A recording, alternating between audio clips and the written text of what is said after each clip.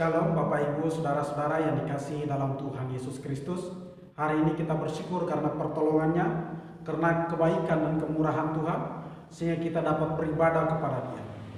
Dan pada pagi hari ini saya memberitahukan kepada kita bahwa hari ini kita memperingati kenaikan Yesus Kristus ke surga, seperti yang dikatakan di dalam Alkitab.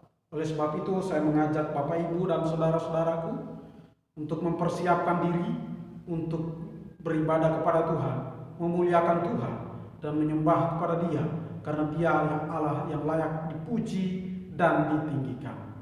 Dan pada pagi hari ini saya mengajak kita, sebelum kita masuk di dalam ibadah kita, mari kita berdoa. Hanya oleh anugerah dan kasih sayang daripada Tuhan Yesus Kristus, kebaikan kemurahan-Mu selalu mengikuti kami. Hingga sampai saat ini, kami bersyukur kepadamu Tuhan.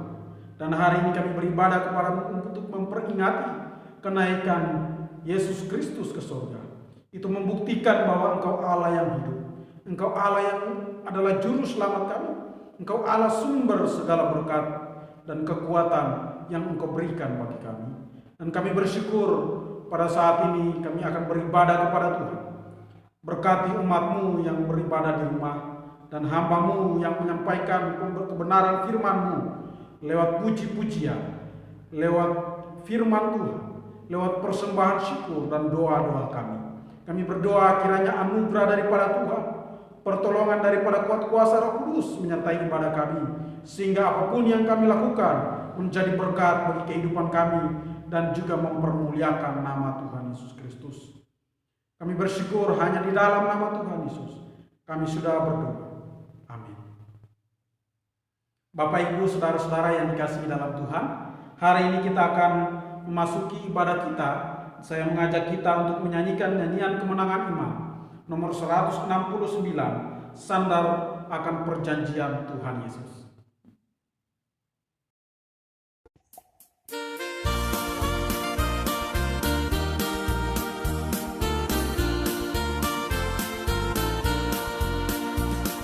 Marilah bersandar pada Al-Masih, pujian dan hormat padanya diberi. Oleh firman Allah kami terus menang, sambil harapkan perjanjian. Sandar, sandar, sandar akan perjanjian Tuhan Yesus. Sandar, sandar, sandarakan janji penebus.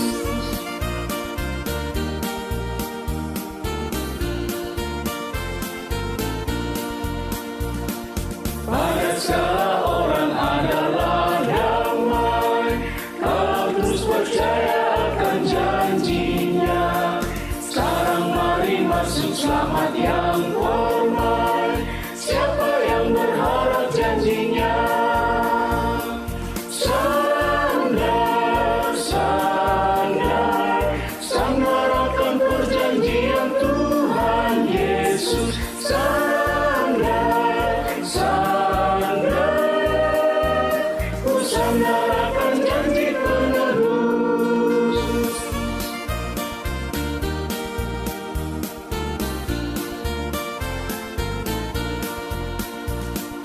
Pekerjaan Tuhan dijalankan terus, sambil ku berharap janji pelepas.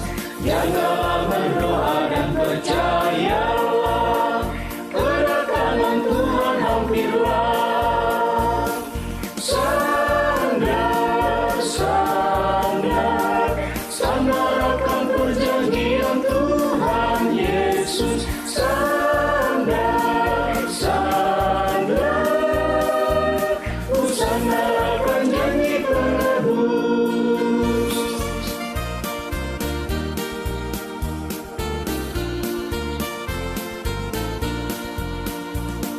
Hai semua orang yang gemar menang, baca janji Tuhan serta yakinkan. Itulah senjatamu dan perisaimu, dalam kau berharap janji-Mu.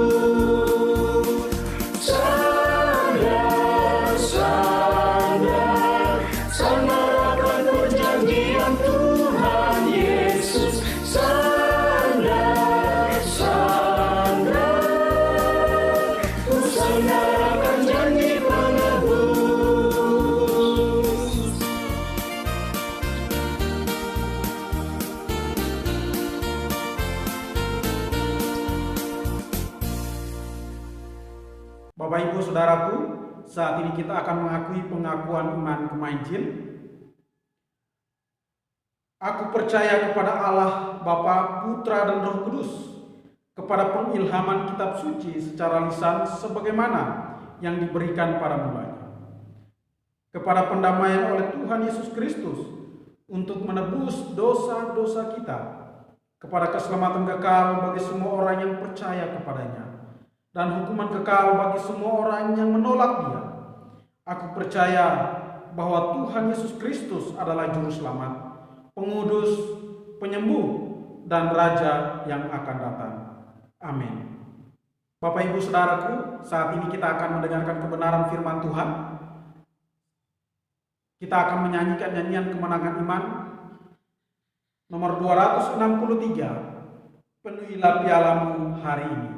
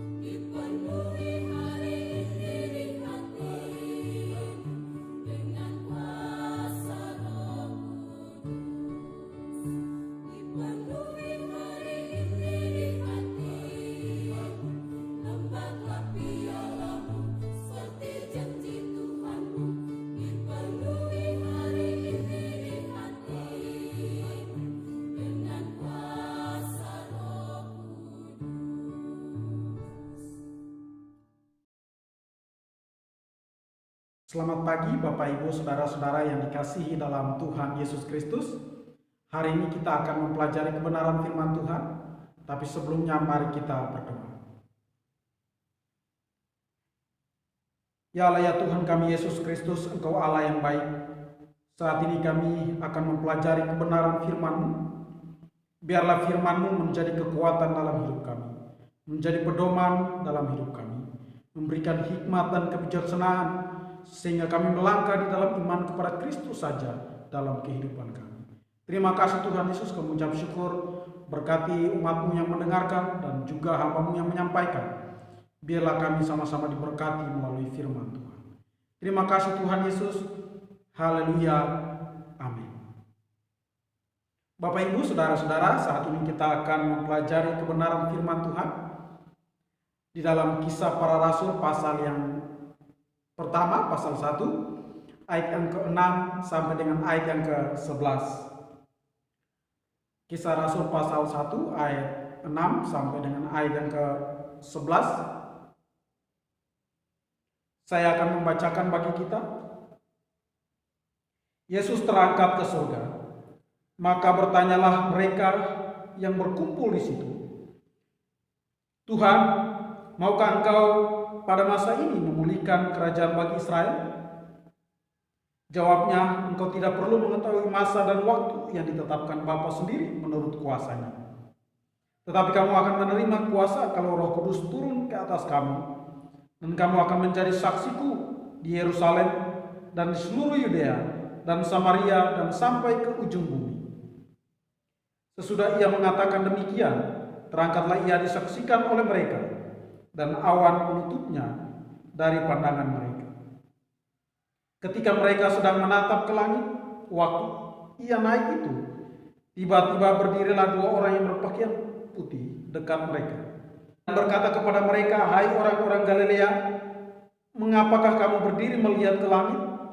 Yesus ini yang terangkat ke surga meninggalkan kamu, akan datang kembali dengan cara yang sama seperti kamu melihat dia naik ke surga." Bapak Ibu, demikian pembacaan firman Tuhan kita pada pagi hari ini. Bahwa ini sangat menarik bagi kita, bahwa di dalam Kisah Para Rasul pasal yang pertama, dan itu dibicarakan di dalam ayat yang ke-1, bagaimana Kisah Para Rasul ditulis oleh Lukas dan ditujukan kepada Theophilus, dan bagaimana peran kita sebagai orang percaya. Dan kita melihat di dalam pembacaan-pembacaan ini bahwa Yesus menjanjikan Roh Kudus, dan juga Yesus memberikan perintah, dan juga Yesus memberikan pengharapan. Dan kita melihat di dalam pembacaan ini bahwa Yesus mengajarkan kepada orang-orang yang ada bersama-sama dengan dia. Yang pertama, dia menunjukkan dan menampakkan diri berkali-kali. Dan di ayat yang ketiga, dan juga dia berbicara tentang kerajaan Allah. Dan juga di ayat yang keempat, dia berkumpul makan bersama. Dia membangun relasi dan hubungan antara sesama. Tapi kita melihat pembelajaran kita hari ini, dan juga dia memberikan suatu pengertian bahwa di ayat yang kelima, "Sebab Yohanes membaptis dengan air, tetapi tidak lama lagi kamu akan dibaptis dengan Roh Kudus." Bahwa ada sesuatu hal yang baik yang diberikan oleh Yesus. Bahwa pembelajaran kita pada pagi hari dari ayat yang ke-6 sampai 11, kita melihat kenaikan Yesus Kristus ke surga membuktikan bahwa yang pertama, Yesus adalah Allah itu sendiri. Dialah Allah yang sejati dan juga manusia sejati. Dia berkuasa di surga dan juga di bumi. Dan juga dia bangkit dari antara orang mati, mengalahkan musuh, yaitu mengalahkan kuasa setan, kuasa iblis. Dan Bapak Ibu Saudara-saudara, bahwa Yesus adalah Allah itu sendiri. Dan juga Yesus adalah hidup di dalam Kisah Rasul yang pertama ayat yang ketiga. Dan di situ ditunjukkan pengertian di dalam ayat ini bahwa kepada mereka yang menunjukkan dirinya setelah penderitaannya selesai, dan dengan banyak tanda ia membuktikan bahwa ia hidup. Sebab selama 40 hari ia berulang-ulang menampakkan diri dan berbicara kepada mereka tentang kerajaan Allah. Ia hidup. Berarti Yesus yang kita sembah, Yesus yang hidup. Kita bersyukur, kita percaya kepada orang yang hidup, bukan orang yang mati. Dan kita bersyukur, dialah berkuasa di surga dan juga di bumi. Dan kita sebagai orang yang percaya, bagaimana kita melihat hal ini? Bukan saja dia mati dan juga bangkit, dan juga dia adalah sumber berkat itu. Sumber berkat di dalam kehidupan kita, baik jasmani maupun rohani, kebutuhan-kebutuhan sebagai orang yang percaya kepada Kristus. Kita tahu bahwa semua yang kita lakukan memuliakan Tuhan. Tapi apakah demikian? Ketika kita melihat pembacaan ini, bahwa sikap orang percaya meresponi kenaikan Yesus Kristus ke surga. Sikap kita yang pertama adalah mengikuti masa dan waktu Tuhan Yesus.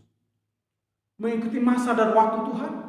Bahwa di ayat yang ke-6 sampai dengan ayat yang ke-7, itu di situ ada pertanyaan dan ada jawaban.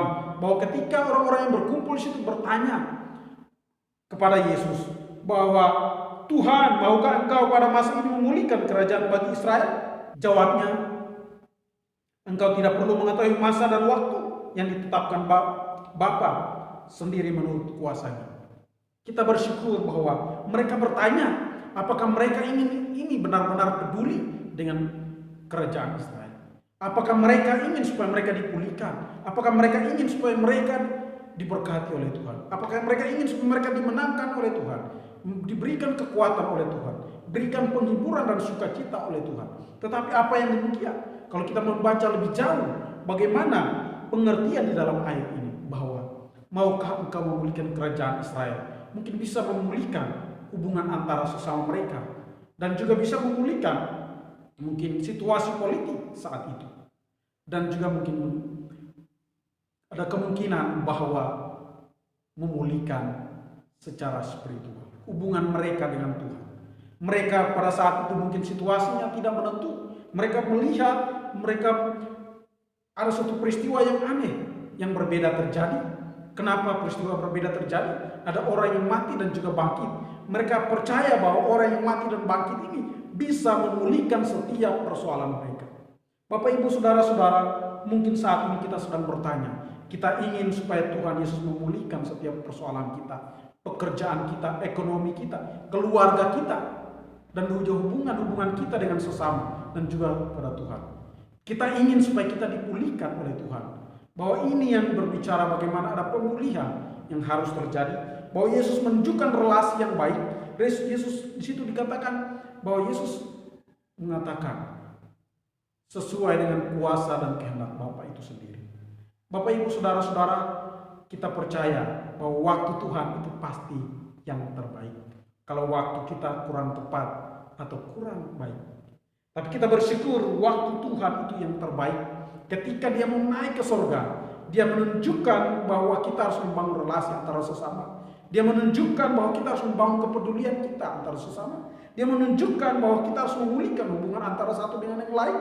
Dia menunjukkan bahwa kuasa yang ada di dalam diri kita, yaitu kuasa Roh Kudus, kita turuti itu, ikuti itu sesuai dengan kehendak Bapa di surga. Banyak orang sekarang sering berkata, aduh Tuhan, jika Engkau menyembuhkan orang tua saya, jika Engkau menyembuhkan anak saya, jika Engkau memulihkan ekonomi saya, jika Engkau memberkati hidup saya, pasti saya akan melayani Tuhan. Jika Engkau melakukan ini dan itu, saya akan melayani Tuhan. Saya akan memberitakan Injil, saya akan memberikan persembahan syukur, saya akan memberikan perpuluhan, saya akan memberikan segala macam. Itu sering dikatakan oleh manusia. Tuhan, maukah Engkau memulihkan kehidupan saya? Bapak, Ibu, dan Saudara, bahwa kita memiliki prinsip yang kurang tepat. Karena apa? Kita sebagai orang yang percaya kepada Kristus, orang yang percaya apapun situasi dan keberadaan kita, Tuhan ingin supaya kita memberitakan kabar baik. Tuhan ingin kita bersaksi. Tuhan ingin kita menyatakan kehendaknya di muka bumi ini. Tuhan ingin supaya ada tanggung jawab kita sebagai orang yang percaya. Kita tidak hitung-hitungan dengan Tuhan. Tuhan, maukah Engkau menolong saya, maukah Engkau ini dan itu, baru saya lakukan ini. Tapi kita ketika percaya kepada Kristus, dengan keadaan ada atau tidak ada, cukup atau tidak cukup, tetap kita melakukan perintah daripada Tuhan. Bapak, Ibu, Saudara-saudara yang terkasih dalam Tuhan Yesus, bahwa ini berbicara tentang kehendak dari Bapa, bukan kehendakku, tapi kehendak Bapa di surga. Bahwa segala sesuatu yang kita doakan, kita pikirkan, kita harapkan, kita ingin capai, tetapi jika tidak sesuai dengan kehendak Tuhan, maka tidak akan terlaksana. Bapak, Ibu, Saudara-saudara, marilah kita melakukan segala sesuatu dengan melakukan kehendak Tuhan. Yang pertama, sikap orang percaya meresponi kenaikan Yesus Kristus ke surga, yaitu mengikuti masa dan waktu Tuhan Yesus. Karena kita tahu semua yang terbaik ketika Tuhan mengizinkan itu terjadi dalam kehidupan kita. Yang kedua, mengikuti perintah Tuhan Yesus. Kita melihat di dalam ayat yang ke-8 dan juga ayat yang ke-9 bahwa sangat terkenal ketika kamu menerima kuasa, kalau Roh Kudus turun ke atas kamu dan kamu akan menjadi saksiku di Yerusalem. Dan itu berbicara kehidupan orang percaya. Bagaimana tanggung jawab kita mentaati perintah Tuhan Yesus. Dan ini berbicara sangat luar biasa. Kita menerima kuasa Roh Kudus. Kita sebagai orang percaya, kuasa Roh Kudus yang ada di dalam diri kita, di dalam hati kita, maka kita melakukan setiap tindakan dan perbuatan kita. Roh Kuduslah yang menuntun kita. Roh Kuduslah yang menghibur kita. Roh Kudus yang memberikan penguatan. Roh Kuduslah yang memberikan keyakinan yang teguh untuk percaya kepada Kristus. Kalau kita melihat di sini bahwa menjadi saksi yang baik, Itu salah satu tugas gereja adalah marturia, bahwa menjadi saksi di tengah-tengah orang yang belum percaya, terutama juga kepada orang-orang seiman. Kita bersyukur dan juga kita harus menjadi pemberita Injil yang baik kepada orang yang lemah, orang sakit, orang yang lumpuh, orang yang sedang bingung dalam kehidupan. Kita memberitakan Injil kepada mereka, kepada orang gila, mungkin orang sakit atau apapun. Kita terus memberitakan kabar baik kepada orang-orang yang membutuhkan pertolongan. Kalau kita melihat James Kennedy mengatakan dalam buku Penginjilan bahwa bersaksi adalah gaya hidup orang yang percaya kepada Kristus. Bersaksi adalah gaya hidup. Bapak Ibu Saudara-saudaraku, apa kita sudah melakukan perintah Tuhan sebagai gaya hidup, yaitu memberitakan Injil kepada orang lain? Kita bersyukur bahwa kita ingin supaya kita sebagai orang percaya menerima janji Tuhan, kebahagiaan, sukacita, berkat, semua kita ingin peroleh. Tapi apakah kita bertanya, kita pernah melakukan perintah-perintah itu dengan baik? Bapak Ibu Saudara-saudaraku, ketika kita melakukan perintah, pasti janji Tuhan menyertai. Janji Tuhan menyertai sampai kesudahan, sampai selama-lamanya. Kalau kita melakukan perintah, pasti janjinya akan diberikan bagi kita. Pertolongannya terus menyertai, kuasa daripada Allah itu terus menyertai kita. Kita bersyukur bahwa semua karena anugerah Tuhan. Yang ketiga, bagaimana sikap orang percaya? Sikap kita meresponi kenaikan Yesus Kristus ke surga. Kita melihat di sini di ayat yang ke-10 dan juga ayat yang ke-11, memiliki pengharapan kepada Yesus. Bapak Ibu Saudara-saudara, banyak orang tidak memiliki pengharapan saat ini. Mungkin dalam kebimbangan, kegelisahan, kegalauan, kekhawatiran yang menghantui, hanya pengharapannya lemah dan dia tidak yakin 100% kepada Yesus. Bahwa itulah yang membuat tidak ada pengharapan. Maka oleh sebab itu kita memiliki pengharapan hanya di dalam Yesus Kristus. Ketika di dalam Yesus, maka Yesus yang memberikan pengharapan, kekuatan, pemulihan, kasih dan kebaikan itu kepada kita. Bapak Ibu Saudara-saudara, kalau kita melihat di sini ada tindakan itu, mereka menatap ke langit dan juga di situ ada dua orang berpakaian putih mengatakan kepada mereka, Yesus yang terangkat ke surga akan datang sama seperti kamu melihat dia naik.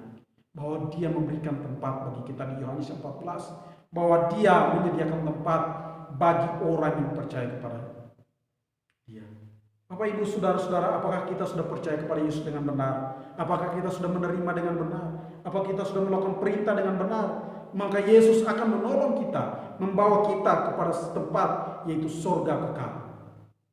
Kita bersyukur hari ini kita dapat mempelajari kebenaran ini, bahwa kebenaran ini mengingatkan kepada kita bahwa Yesus memberikan pengharapan kepada kita. Hidup kita tidak sia-sia. Dan kita bersyukur bahwa hidup yang kita hidupi saat ini adalah hidup yang membawa kita kepada hidup kekal. Oleh sebab itu kita memiliki pengharapan. Mari kita berikan harapan kepada orang lain bahwa hanya percaya Yesus saja bahwa kita diselamatkan. Di luar daripada itu bukan keselamatan. Dan kita bersyukur bahwa ketika ada pengharapan yang kita miliki. Dan juga Tyler mengatakan amanat agung bukan sebuah pilihan, tapi sebuah perintah yang harus ditaati. Kita bersyukur bahwa kita memiliki pengharapan di dalam Yesus, maka kita akan melakukan segala perintah-perintahnya, menuruti apa yang menjadi waktu dan masa, dan juga pengharapan kita di dalam Kristus. Oleh sebab itu marilah kita pergunakan kesempatan yang ada, seperti seorang hamba melayani dan melayani, bekerja, memberkati orang lain dengan apa yang kita miliki. Dan kita bersyukur semua akan Tuhan beri bagi kita yang terbaik, bahwa waktu yang Tuhan beri semuanya terbaik, dan juga mentaati perintah Tuhan, dan juga memiliki pengharapan hanya di dalam Yesus. Terima kasih atas firman Tuhan hari ini.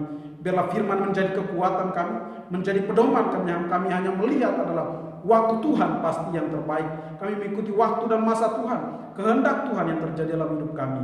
Dan juga kami terus mentaati perintah Tuhan untuk menjadi saksi, menjadi pemberita Injil yang baik. Dan juga kami terus memiliki pengharapan hanya di dalam Yesus. Karena di luar daripada Yesus tidak ada keselamatan. Terima kasih, kami ucap syukur, berkati kami semua di dalam nama Yesus. Haleluya. Amin.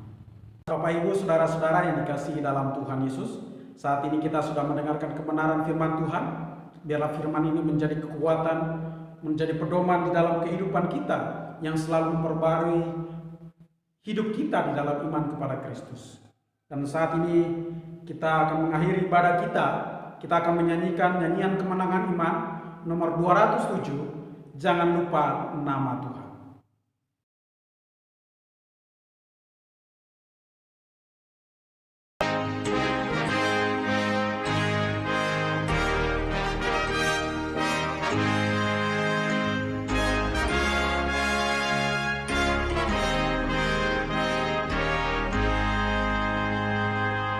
Ingat akan nama Yesus, kau yang susah dan sedih. Nama itu menghiburmu, mana saja kau pergi. Indahlah namanya, pengharapan dunia. Indahlah surga yang bakal. Bawa nama Tuhan Yesus, itulah perisaimu. Bila datang pencobaan, itu yang menolongmu. Indahlah namanya, pengharapan dunia. Indahlah namanya, suka surga yang bakal. Tunggu lagu nama Yesus, hati kita bergema.